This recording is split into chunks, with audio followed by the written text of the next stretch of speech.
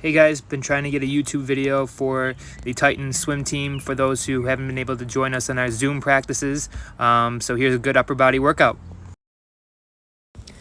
Today's warm out is going to consist of 20 jumping jacks, 20 mountain climbers each leg, 20 predator jacks, and 20 crossbody mountain climbers. Now during this warm up, we're just trying to get a full body warm up with the heart rate and arms and legs going at the same time. The workout today is mostly going to be upper and core with some intensity, 20 seconds of intensity and 40 seconds of a recovery exercise. It doesn't mean that's going to be an easy exercise. It's just going to be a little bit more recovery, a little bit less intense than the push-ups. The setup for the workouts today are going to be 5 minutes long. All right, so we have 5 different minutes. Each minute has different exercises involved. 20 seconds of something hard, 40 seconds of something a little bit lighter, and we transition right in back into the next exercise. So minimal rest here. It's just the transition about 3 seconds. I have a timer in the link below that you can click on to follow along. It has the exercise written down in it as well. I will have the complete layout of the workout posted for you to follow along as well.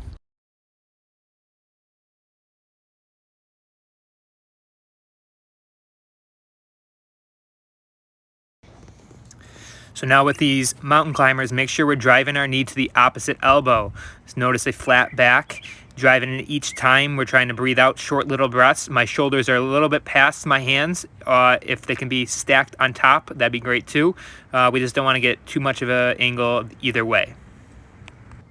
So the workout's going to pop up here in a second. You'll see explosive push-ups for 20 seconds and reverse crunches for 40 seconds. If you're following along in the app, you'll see the next exercise for the next thing so you can prepare. We're going right into the next thing with only about a 3-second transition. Follow along in the video. So here we go. We have explosive push-ups. If you need to modify these with some knee push-ups, that is completely fine. We're trying to get our hands off the ground a little bit. If you find in 20 seconds that you fatigue too quickly, we can always take a rest by not exploding anymore and just doing regular push-ups. But try to explode the hands off the ground the entire time, keeping the elbows in line. Transitioning right now into the reverse of crunches, where we bring our knees into our chest. At this time, we're really pushing our low back into the ground.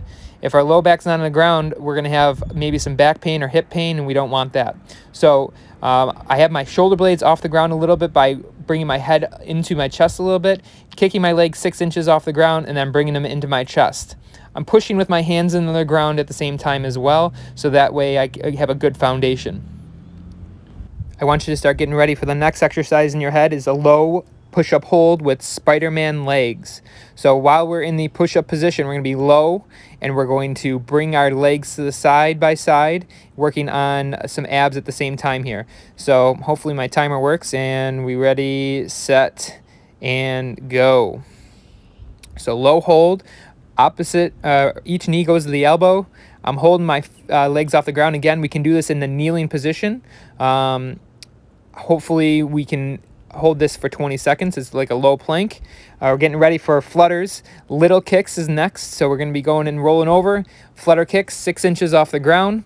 Again, we're pushing that low back into the ground. You can see I have a elongated neck, and I'm lifting my shoulder blades just a little bit so I get my rib cage closer to my pelvis. All right. At that same time, I'm kicking my legs. For you swimmers, are really important to point the toes a little bit. Think about the ankle mobility that we were talking about. But we have straight legs. We're kicking from the hip, not from the knee. As we get into our next exercise, we're talking about half burpee. So our half burpee is going to be a push-up with our knees hopping into our chest each time. You'll see that the push-up is a regular push-up, but the knees in, my hips hop up a little bit. If you're able to bring those knees all the way into your chest in between your arms, that's great. So you'll see push up, bring those knees all the way in. My knees actually do pass through my arms a little bit. Good push up, controlled, nothing sloppy. If you need to be on your knees for the push up, that's fine as well. We just don't do the hop in. Just do regular push-ups. So as we get ready next, our next exercise is big kicks or scissors. So we're going to be laying on our back. Legs are big scissors, straight legs. I do my best here with straight legs. I know I have some bent knees, but we really want to kick from the hips, straight leg as possible, fight for it all the way down to 6 inches as well as 90 degrees up at top. We want the full range of motion there. As we get into the next one, we're going to be getting into feet jacks with shoulder tap. So my push-up position, I'm not doing a push-up. I'm going to be tapping opposite shoulder. So my right hand to my left shoulder, left hand to my right shoulder, while I'm doing feet jacks. So my feet hop in and out. So there's no push-up involved. It takes some coordination here, and I know swimmers, sometimes we struggle with that coordination idea on dry land. But I'm going to get into regular push-up position here. And at that time, I'm going to start tapping opposite shoulder. If you get good, once you get the rhythm, you can start doing it at the same time. You'll see here that each time I touch a shoulder, I'm hopping my legs out, hopping them back in as I put my hand back down. The next ab exercise is crisscross. So our abs, we're 6 inches off the ground with our feet, and we're crossing our legs over there. We're about 6 inches to a foot off the ground with our legs, and we're driving that low back into the ground. Really trying to engage the stomach here at the same time, but we're in breaststroke week, so crossover is kind of important for these adductor muscles in the groin area. We want to work those a little bit here. Our last push-up that we're going to be doing is going to be the plank position in a pike though. However, so our butt's a little bit higher, so we're stretching those calves when we're in that pike position. We're stretching the calves, and we're going to be going up to push-up and down to plank. So you'll see here as I get into the push-up plank position, my hips are higher than normal. I'm looking at my toes with my head, and I'm getting a stretch in my calves and trying to push my heels down to the ground. Each time my forearms go onto the mat, I come back up, driving through my triceps, trying to get a little shoulder work at the same time. Our last ab that's coming up is bicycles. So my right shoulder, or my right elbow, is going to touch my left knee. You'll see that I extend that leg all the way out 6 inches. I'm trying to be a straight leg again, pointing my toe and getting a good rotation in the upper portion of my torso. Short little breaths work good here. Each time, breathe out, breathe out, breathe out. Just little short breaths. We don't need big breaths. Just like swimming, we don't need a big breath every time we turn. We need a small little breath. So breath control is important here.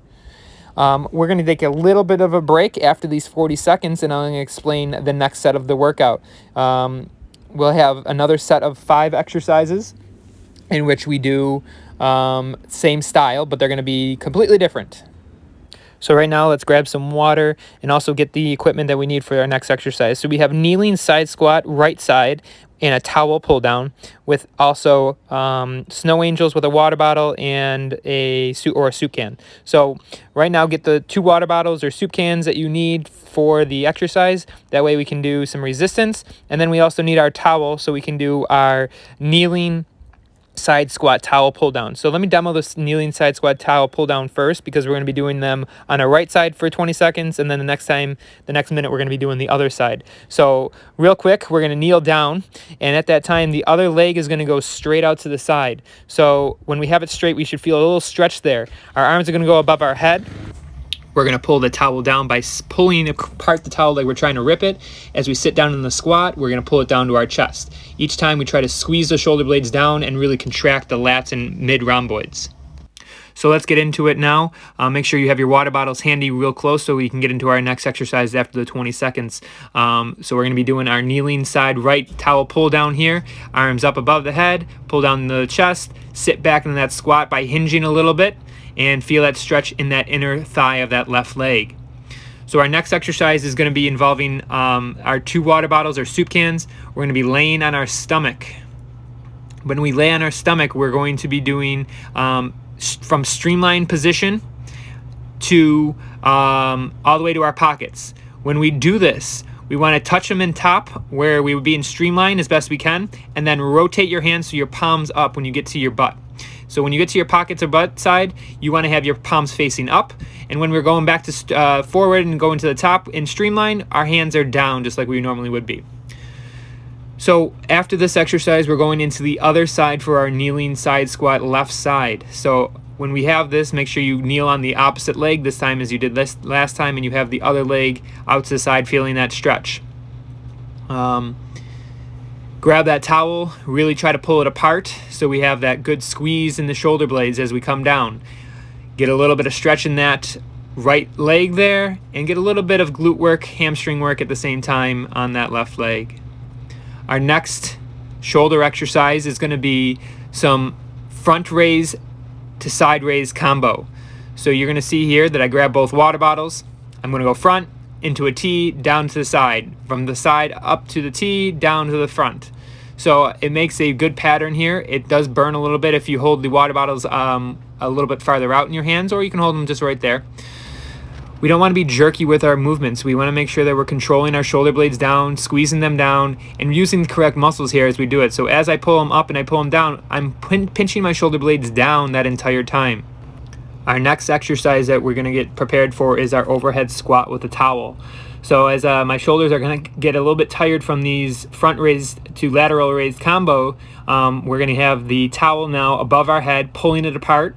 Really trying to pull it apart. As I squat down, I keep it above my head. I try to keep a chest up, looking upwards, trying to look upwards at least, and keep that chest facing forward. Don't let those knees collapse either. Sit down in the squat and keep those arms straight above the head. Next, we'll be grabbing our water bottles and we'll be doing some more rotator cuff work and be doing YWs, I call them. So we just did some front raises and T's, so now I usually do IYWT, but I'm doing YWs here. So as I go up, my thumbs are open. So that means my thumbs go up first, like I'm shaking a hand, and then I do a W the same way. I open up, keeping the elbows right along the side of my rib cage as best I can, trying to externally rotate. Same with the Y raise. When I do the Y, my shoulders should externally rotate a little bit. Our next exercise that we're doing for our back is going to be with the towel. We're going to be in the Superman position, laying on our stomach. When we grab that towel, we're still trying to pull that towel apart. The more effort you put into it is the more you're going to get out of it. So as I pull to my chest, I'm really trying to pull that towel apart and pull it into my chest and squeeze my shoulder blades and lats down. The next exercise that we're going to get ready for is our lying side external rotation for our right side or left side. So you're going to grab one of your water bottles and you're going to lay like you're a model, and you're going to lay with your elbow on top of your hip. The elbow's got to remain in contact with your hip the entire time. You see I'm changing my hand position on the water bottle to change the leverage of the weight on the water bottle. As I change the leverage, it makes it a little bit harder, but you can hold it on regular. As we do it, I'm rotating out, externally rotating, keeping the elbow down. The elbow's not moving. It's just rotating at the shoulder, the external rotation. From here, we're going to prepare for our last exercise is a towel thruster. You're going to see the towel wrapped around my hands, and I'm going to be trying to squat and then press to the sky with the towel, separating the towel as I pull it apart.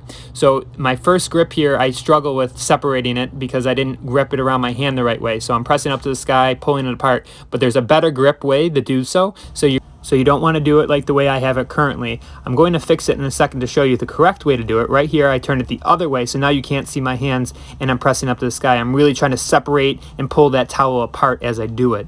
Good squat, press up to the sky, let the shoulders burn. We are going to be getting into our last exercise here, lying side external rotation. We get onto the left side. Remember, lay like you're a model, put that elbow on that hip, don't let it move. And if you want to change the resistance of your can or your water bottle, just change the grip so the leverage is a little bit different. So included with the rest here, this workout was about 12 minutes long for one round. I would recommend doing 2 rounds of all of this so that we get a complete workout in. Feel free to take a little bit of rest after this before starting this again. Remember, I do have the link for the timer in the description here so you can follow along. And I hope you enjoyed the workout and have a good, healthy rest of your day.